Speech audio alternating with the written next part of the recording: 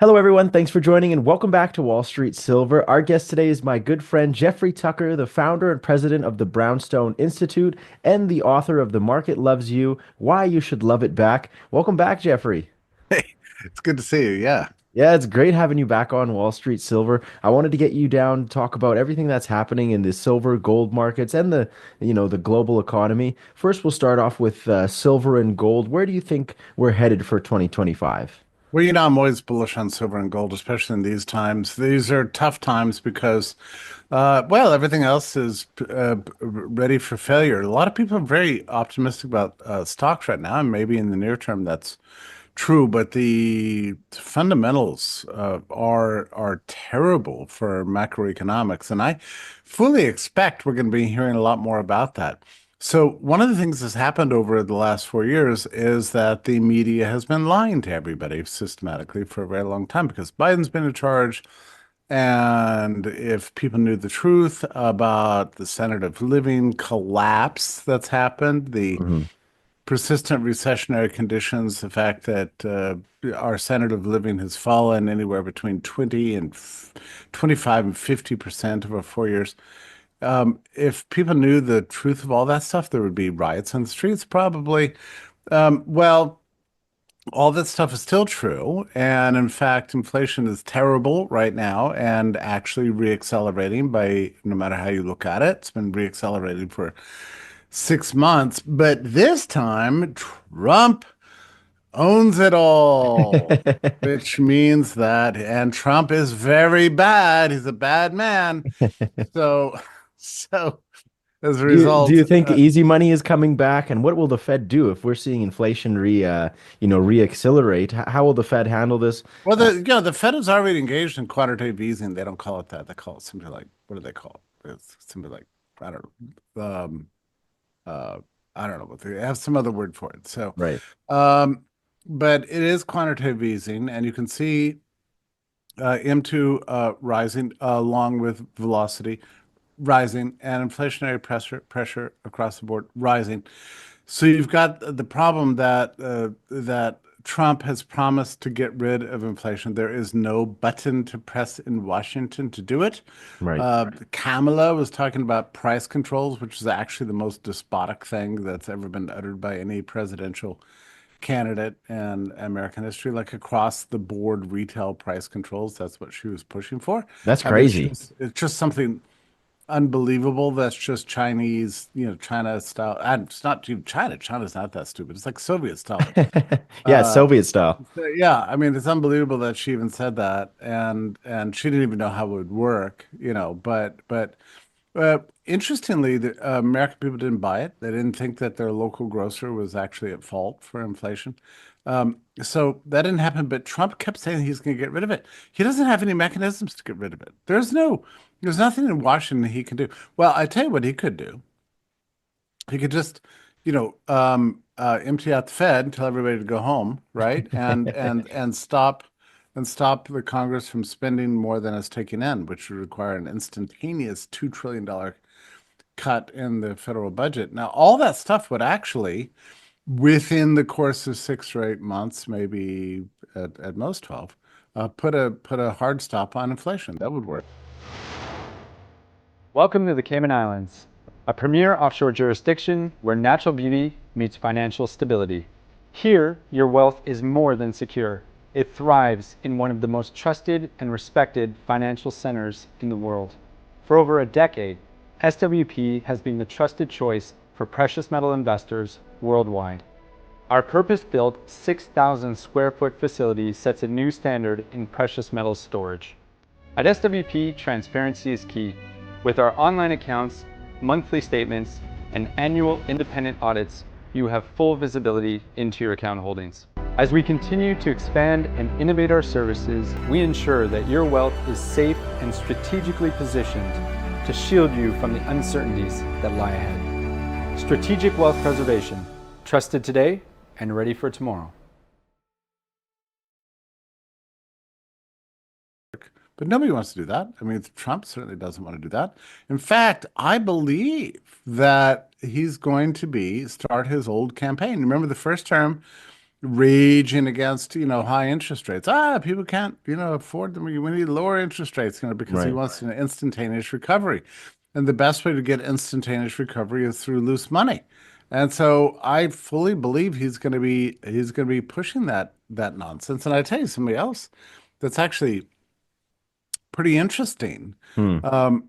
is, concerns a trade issue. Now, here you have a guy who somehow he believes in tariffs the way epidemiologists believe in vaccines. I mean, it's really intense. He thinks that they somehow solve all problems in the world. I think he sincerely thinks that other countries pay the tariffs, which they don't.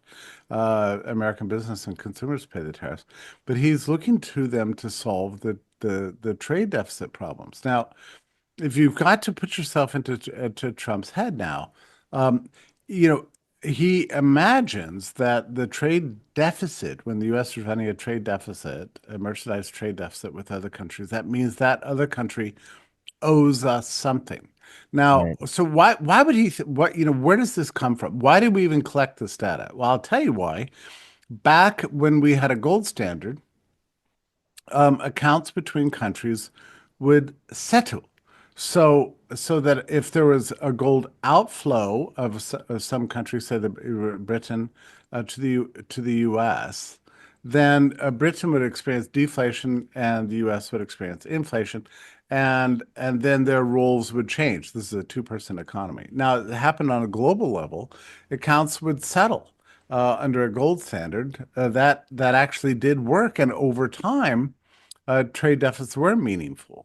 Right. So they meant that accounts weren't being settled, that the prices in one country needed to adjust to reach the valuations of other countries. This is what David Hume and David Ricardo called the price specie flow mechanism. Okay. And that's how it is, how it happened, that trade with other countries would not pillage your domestic capacity for production, because that you couldn't have one country systematically outcompeting another country in terms of, say, wages or cost of production or monetary valuations, because everybody was using the same currency. I hope your listeners are not going to shut this off because this is actually really important, even though hardly anybody understands it. So that's the way trade used to work, from, say, the beginning of time until about 1972. After that, the US dollar became the world reserve currency and responsible for providing liquidity to the entire planet Earth, Right. where the accounts were never settled. And that's why the trade deficit is red, red, red forever. Okay, it's the only way to fix that permanently would be to restore a gold standard. Don't ask me how you do that. I don't know. We could maybe, if I were a dictator, maybe I could pull it off or something. I don't know, but I Right. don't know how we get from here to there.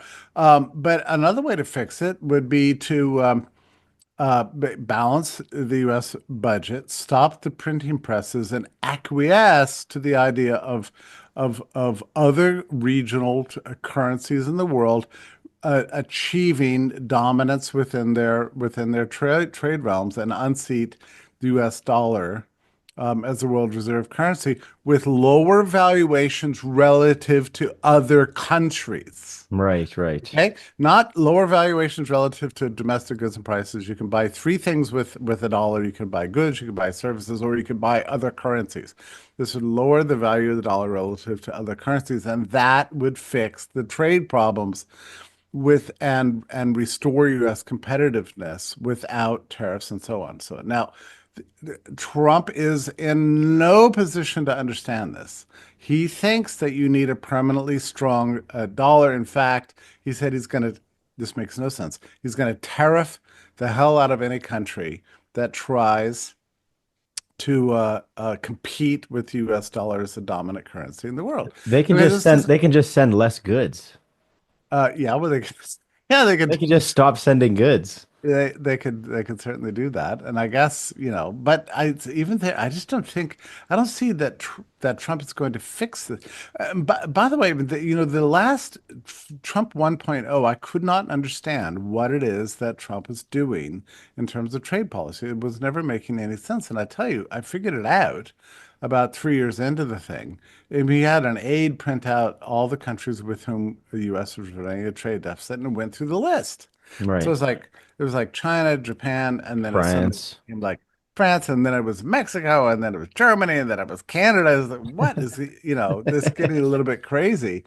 But those trade deficits are gonna persist unless you just become an autarkic nation with no imports whatsoever. And I tell you, if that happens, the American standard of living will be utterly and completely destroyed, along with the entire retail sector and the wholesale sector and everything else. Now, how bad is it going to be?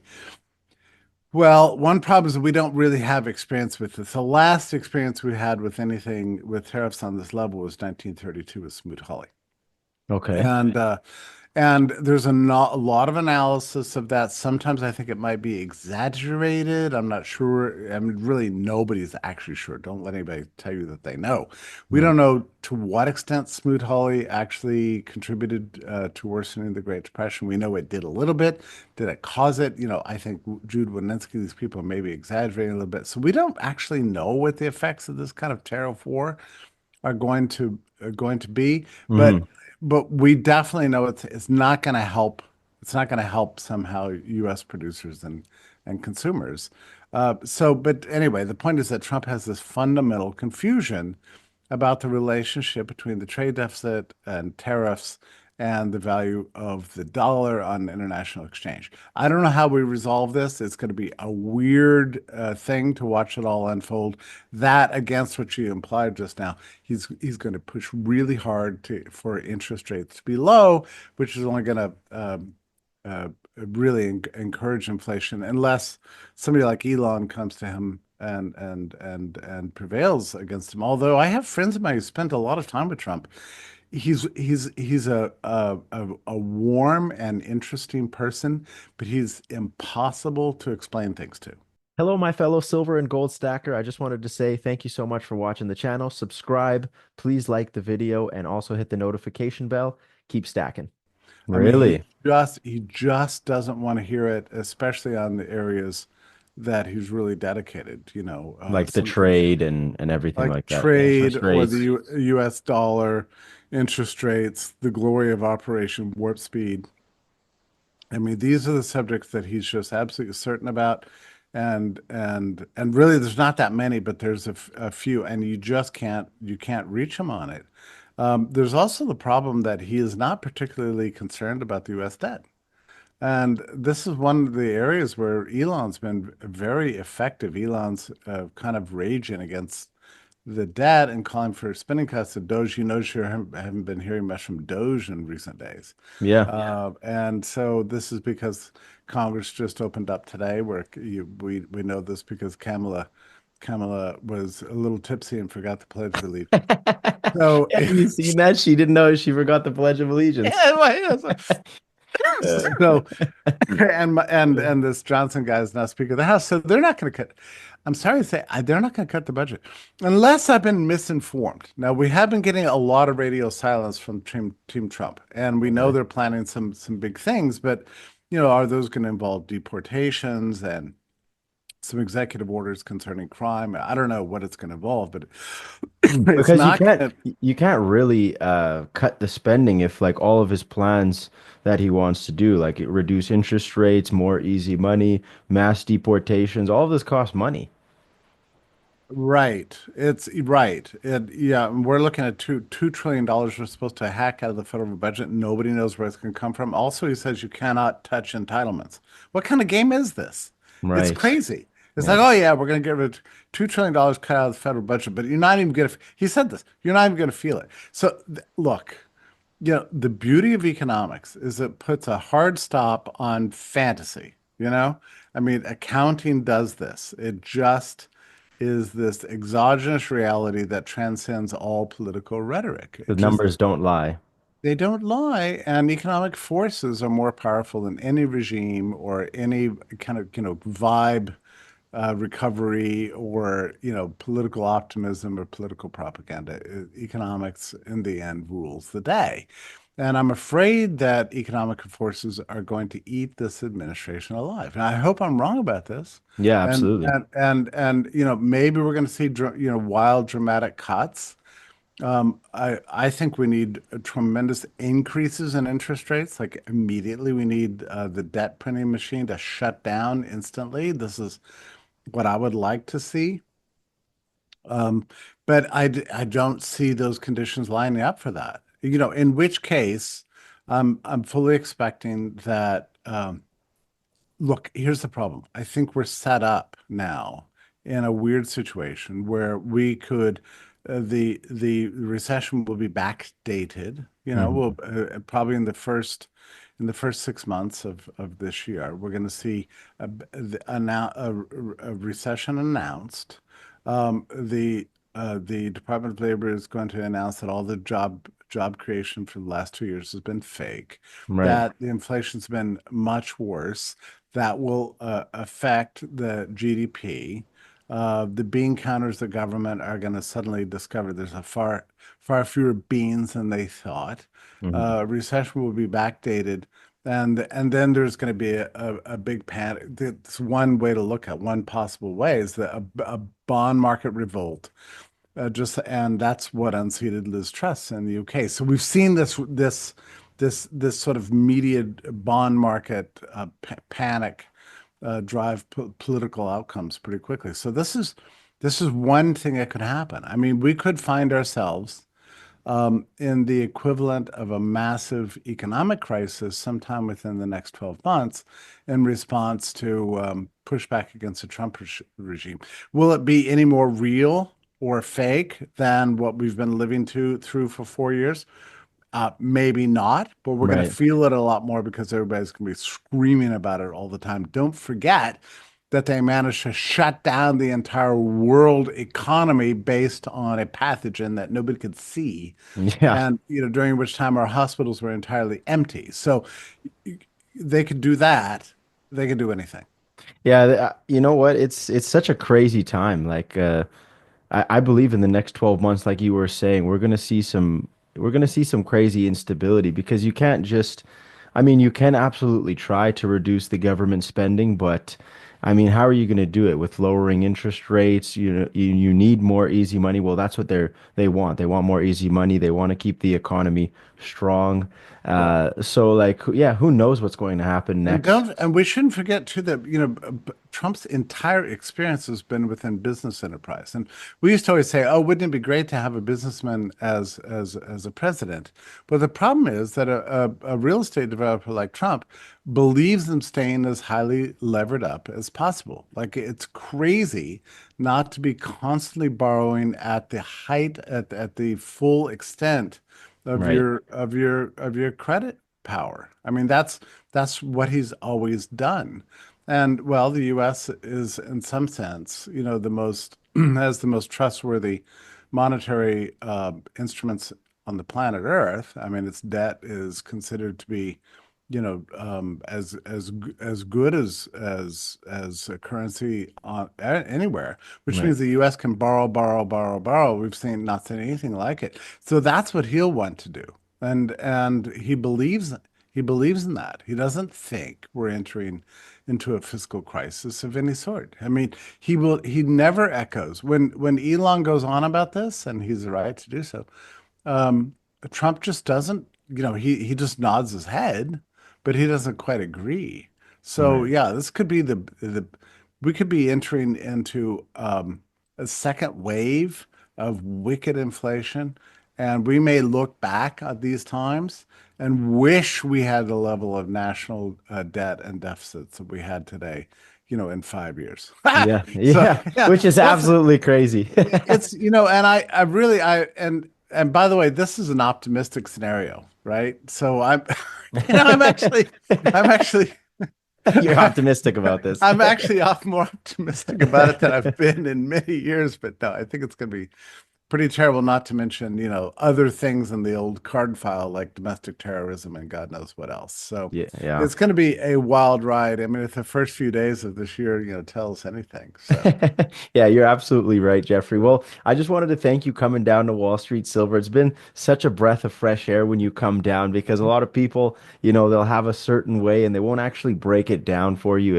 and show you like, okay, well, you know what, we're actually heading for something crazy. So yeah, a huge pleasure. Where can people connect with you, Jeffrey? well, you can always go to brownstone.org, and I'm very active on X. So that's a good place to get me. And I have to thank you. I don't know, you're a very good interviewer. Oh, thank you. You have a way of somehow extracting the truth, as I see it from me. So I appreciate that very much. No, Thank you. a huge, huge pleasure coming down to Wall Street Silver. And as the market develops and as all the craziness goes on in this year, I'd love to have you back.